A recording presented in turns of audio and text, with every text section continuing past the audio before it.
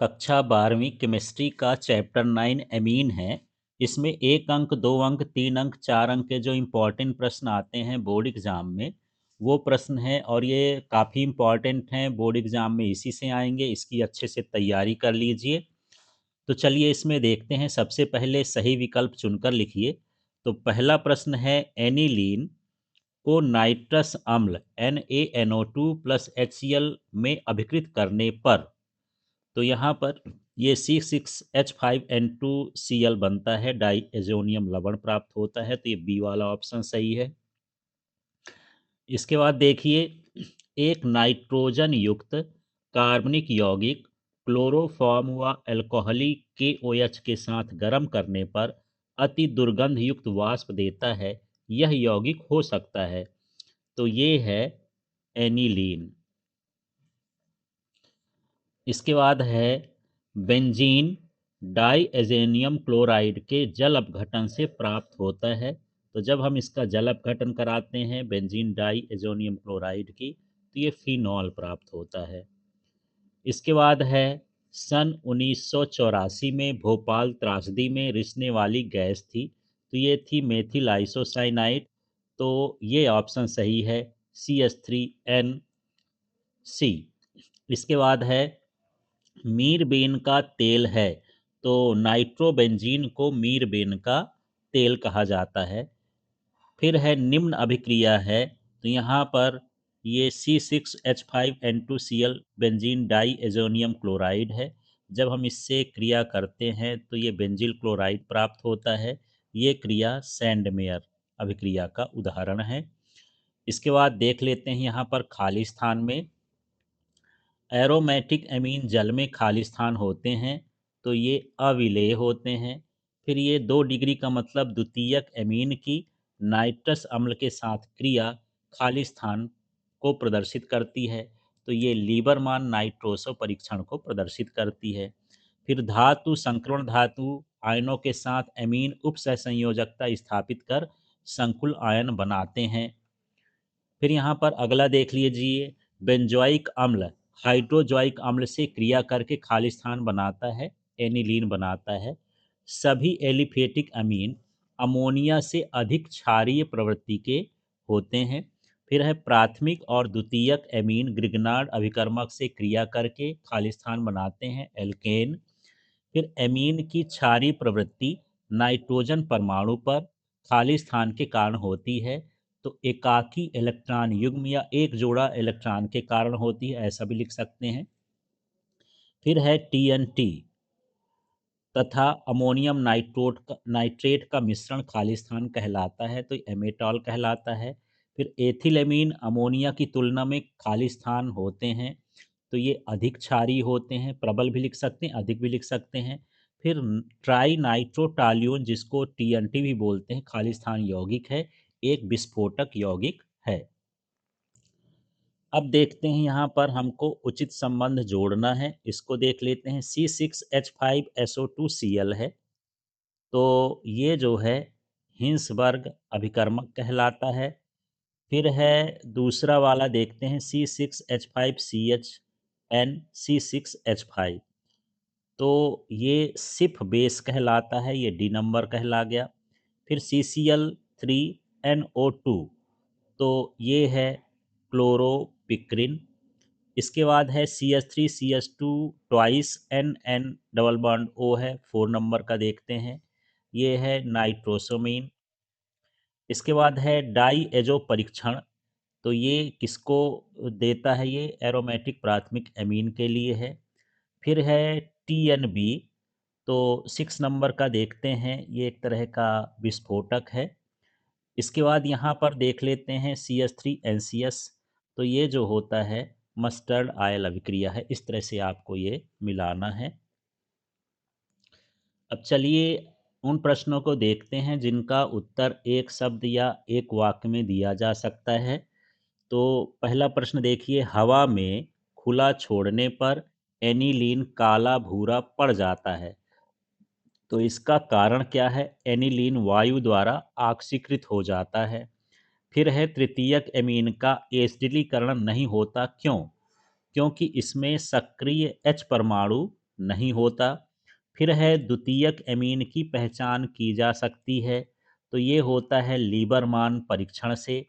फिर है नाइट्रीकरण मिश्रण किसे कहते हैं, तो ये जो है सांद्र HNO3 और सांद्र H2SO4 के मिश्रण से नाइट्रीकरण होता है। फिर नाइट्रोबेंजीन कहलाता है, तो ये कहलाता है मीरबेन का तेल।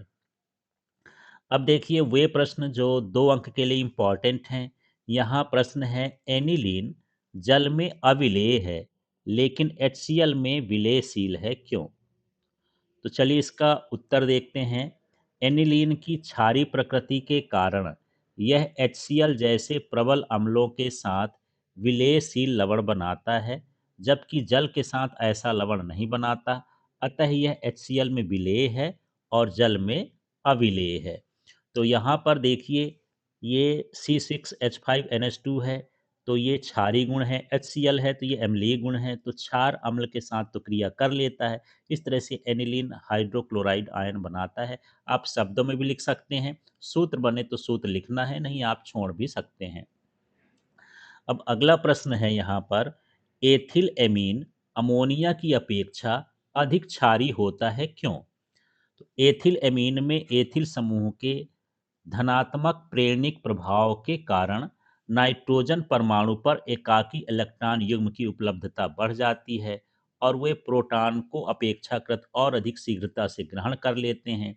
इसलिए एथिलमीन अमोनिया की अपेक्षा अधिक क्षारीय होता है। यहाँ पर आप बना सकते हैं, ये CH3 है और यहाँ पर ये NH2 है, ये एथिलमीन हो गया।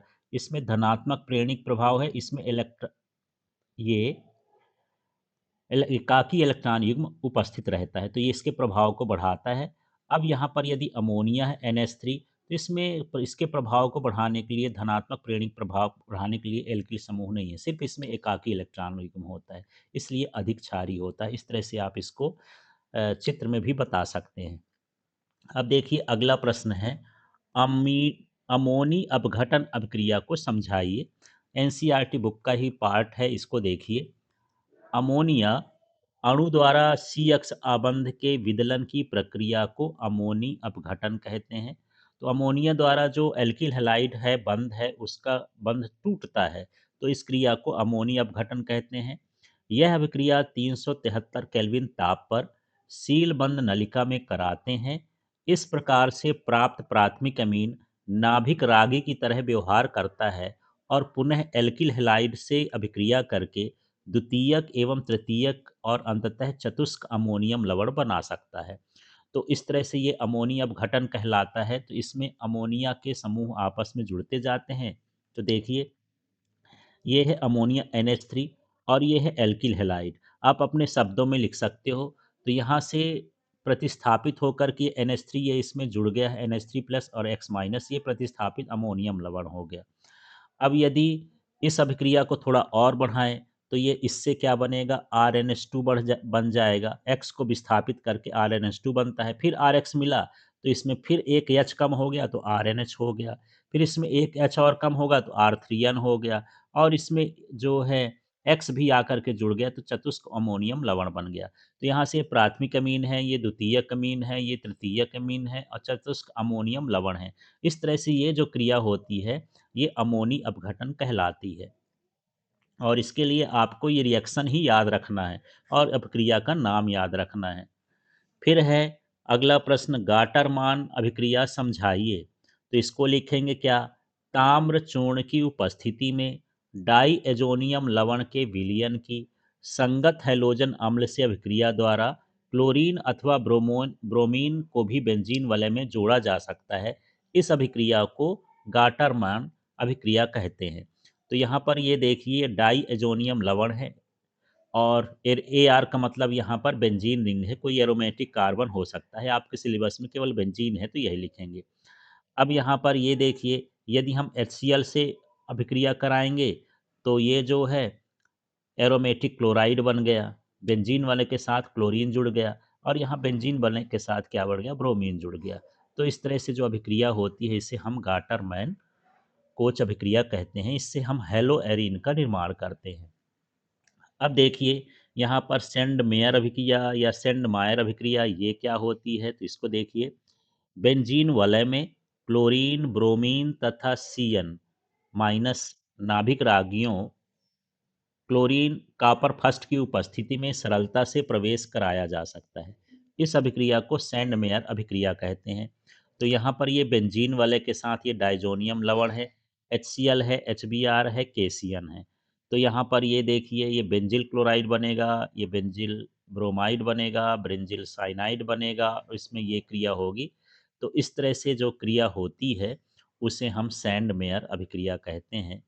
तो सैंडमेयर क्रिया और लगभग ये गाटरमैन अभिक्रिया कुछ चीज़ों में समान है, एक जैसे है, पर आपको इनको देखना है कैसे कैसे रिएक्शन लिखना है।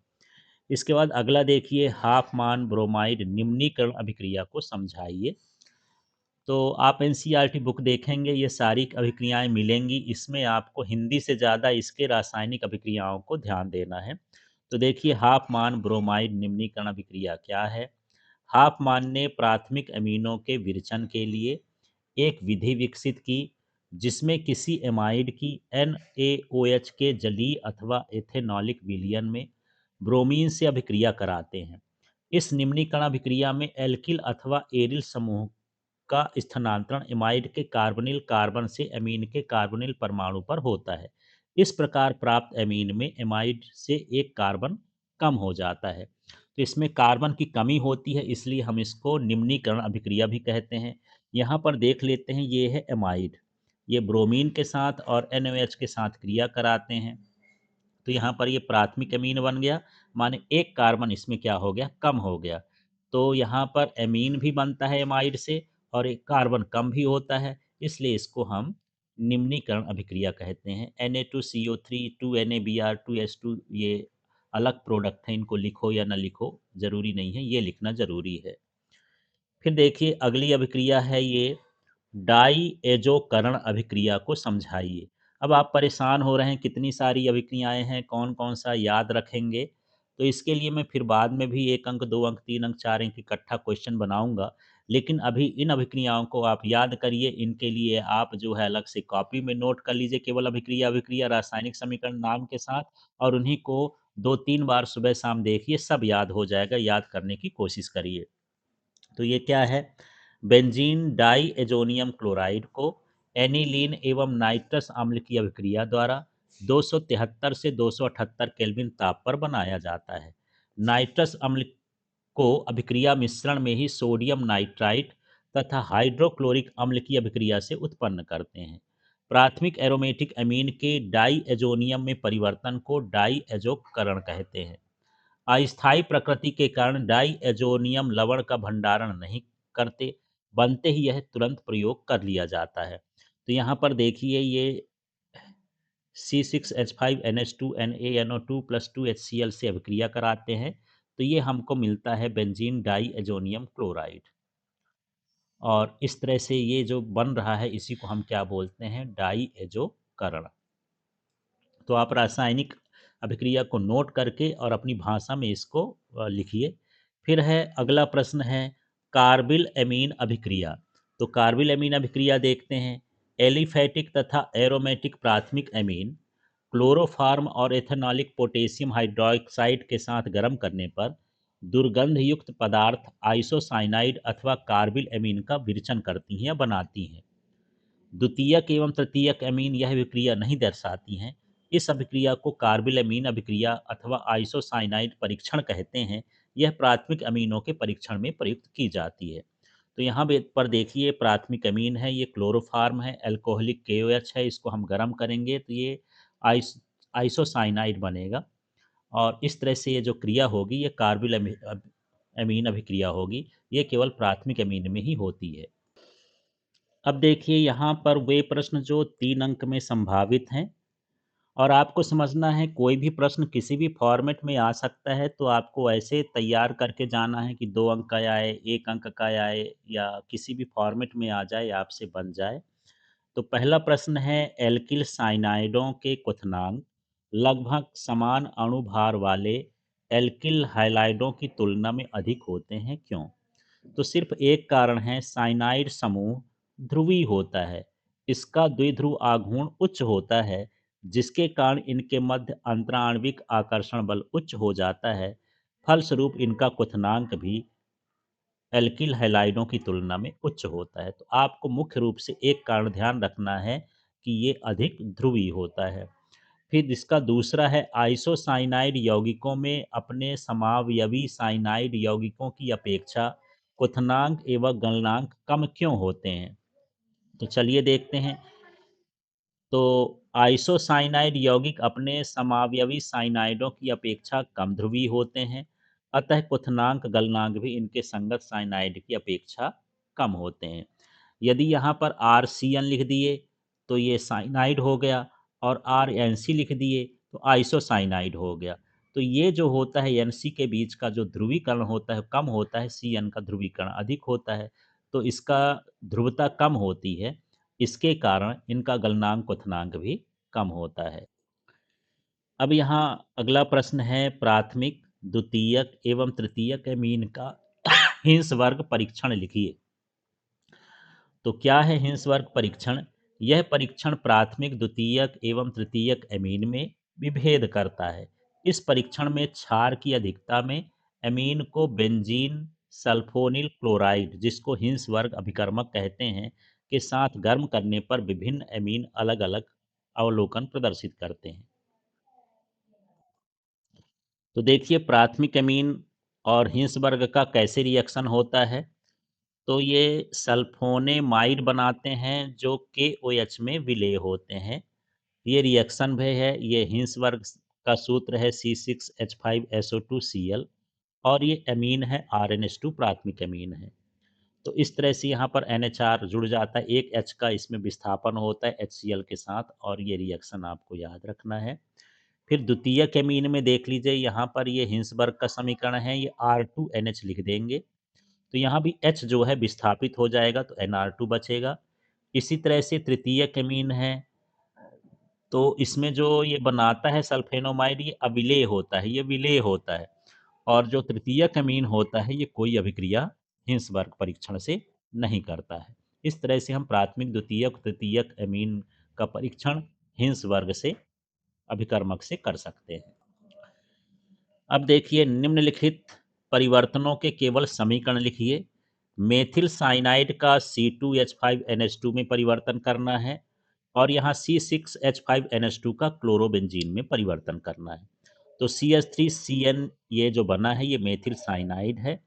अब यहाँ पर इसका हाइड्रोजनीकरण होता है Na+C2H5OH की उपस्थिति में। तो H जुड़ जाता है, यहाँ कार्बन के साथ भी एक H जुड़ गया और N के साथ भी दो H जुड़ गए, दो दो H जुड़ गए। तो इस तरह से हाइड्रोजनीकरण हो गया, और ये में C2H5NH2 में परिवर्तन हो गया।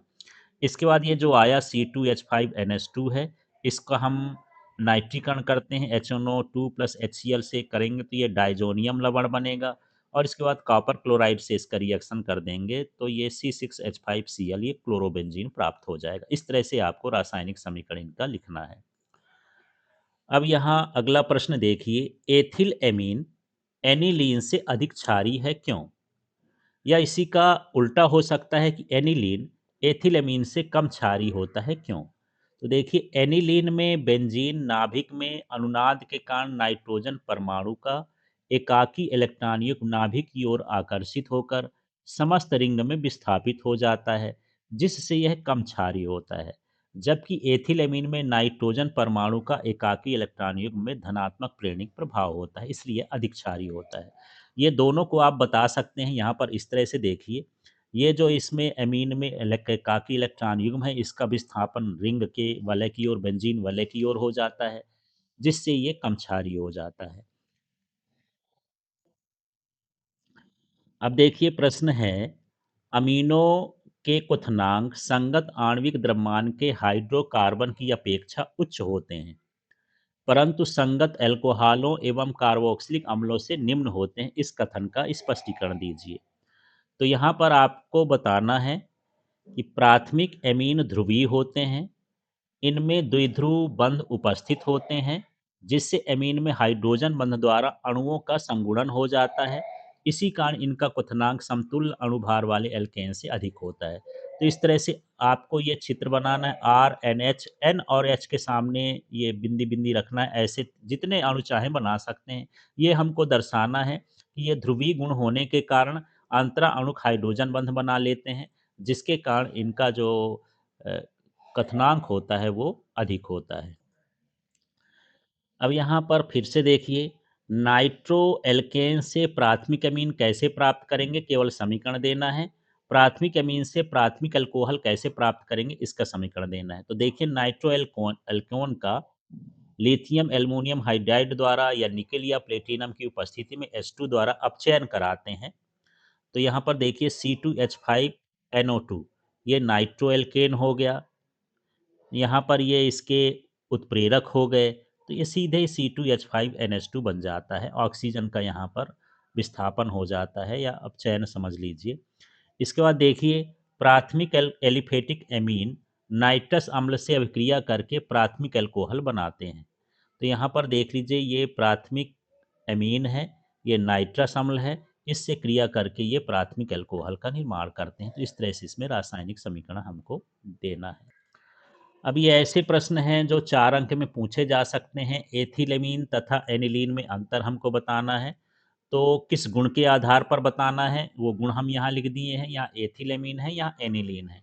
तो विलेयता के आधार पर ये जल में विलेय होते हैं, एनिलीन जल में अविलेय होते हैं। गंध के आधार पर इसकी अमोनिया के समान गंध होती है, इसकी अमोनिया से भिन्न गंध होती है। यदि हम NaNO2 प्लस HCl से क्रिया कराएं तो एथिल अल्कोहल बनता है। बेंजीन डायजोनियम क्लोराइड बनता है, जिसे गर्म करने पर फिनाल बनता है।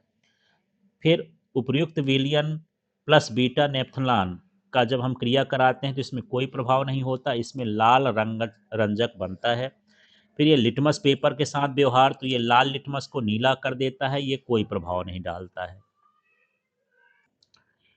अब यहाँ अगला प्रश्न है, इसको देखते हैं। प्राथमिक अमीन, द्वितीयक अमीन और तृतीयक अमीन में 5 बिंदुओं पर विभेद करना है। 4 अंक का है तो 4 बिंदुओं पर विभेद कर दीजिए। जितने नंबर का है उसके अनुसार विभेद करना है। तो पहले हम देखते हैं HNO2 से अभिक्रिया जब हम कराएंगे नाइट्रस अम्ल से, तो इसमें प्राथमिक अमीन में N2 गैस निकलती है, अल्कोहल बनता है। द्वितीयक अमीन नाइट्रोसो अमीन बनाता है और लीवन परीक्षण देता है। फिर ठंडे में नाइट्राइट तथा गर्म करने पर एमीन ऑक्साइड देता है। फिर कार्बिल एमीन परीक्षण की बात करते हैं तो आइसोसाइनाइड की दुर्गंध आती है, ये कोई क्रिया नहीं करता, कोई क्रिया नहीं करता।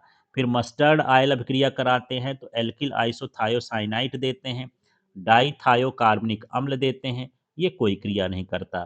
फिर एसिड क्लोराइड से जब हम क्रिया कराते हैं तो एस्टिल भी उत्पन्न बनता है, एस्टिल भी उत्पन्न बनता है, कोई क्रिया नहीं करता है। फिर इसके बाद है यहाँ पर एल्किल हैलाइड से जब हम क्रिया कराएंगे तो द्वितीयक एमीन बनेगा, तृतीयक एमीन बनेगा, इससे चतुष्क अमोनियम लवण बनता है। हिंसवर्ग परीक्षण कराते हैं तो ये मोनो एल्किल सल्फेनोमाइड देते हैं, जो KOH में विलेय होते हैं। डाई एल्किल सल्फेनोमाइड देते हैं, जो KOH में अविलेय होते हैं, और ये कोई क्रिया नहीं करता है। इस तरह से आपको कम से कम 4 बिंदु इसके याद रखना है। अब यहाँ पर देखिए, छठवां प्रश्न ये है, संक्षिप्त टिप्पणी लिखिए। इसमें स्मिट अभिक्रिया बताना है, मस्टर्ड अभिक्रिया बताना है। स्मिट अभिक्रिया क्या है? जब CHCl3 या C6H6 में विलेय हाइड्रोजोइक अम्ल की मोनोकार्बोक्सिलिक अम्ल से अभिकृत कराते हैं तो एमीन या एनिलीन बनता है। तो यहाँ पर ये 2 अभिक्रियाएं लिखी हैं, इनमें से कोई एक भी लिख सकते हो आप। तो यहाँ पर ये एस्टिक अम्ल है, HN3 ये एक हाइड्रोजोइक अम्ल है। जब हम इसमें क्रिया कराएंगे तो ये बनेगा प्राथमिक एमीन। इसी तरह से यहाँ पर ये बेंजोइक अम्ल है, इसमें हाइड्रोजोइक अम्ल मिलाएंगे तो हमको क्या मिलेगा? एनिलीन मिलेगा। इस क्रिया को हम स्मिट अभिक्रिया कहते हैं। इसके बाद अगला देख लेते हैं, मस्टर्ड आयल अभिक्रिया। तो एलिफेटिक प्राथमिक एमीन को कार्बन डाइसल्फाइड तथा HgCl2 के साथ गर्म करने पर सरसों के तेल जैसी गंध युक्त मेथिल आइसोथायोसाइनाइड बनता है, इसलिए इसे अभिक्रिया को मस्टर्ड आयल अभिक्रिया भी कहते हैं। तो यहाँ पर C3NH3 ये प्राथमिक एमीन हो गया, ये कार्बन डाइसल्फाइड हो गया। इससे जब हम रिएक्शन कराएंगे तो ये योगात्मक अभिक्रिया हो गई, सल्फर और सल्फर यहाँ जुड़ गया। फिर HgCl2 से रिएक्शन कराते हैं तो मेथिल आइसोसाइनाइड बनता है। इस तरह से अभिक्रिया होती है। तो ये मस्टर्ड आयल अभिक्रिया कहलाती है। तो इस चैप्टर में इम्पॉर्टेंट प्रश्न थे, इनको एक बार लगा करके देखना है। जो अभिक्रियाएँ हैं उनको लिख-लिख कर देखिए, उनके रासायनिक समीकरण आप याद करें, क्योंकि कुछ चीज़ें इसमें याद करने वाली हैं, तभी आपसे एग्ज़ाम में अच्छे से बनेगा। और सारे क्वेश्चन इसी के भीतर के आएँगे, इसको अच्छे से तैयार कर लीजिए। इस चैनल को सब्सक्राइब कर लें, अपने साथियों को शेयर कर दें। आपको फिज़िक्स, केमिस्ट्री, मैथ्स, बायो के जो इम्पोर्टेंट क्वेश्चन हैं, इसी चैनल में मिलेंगे।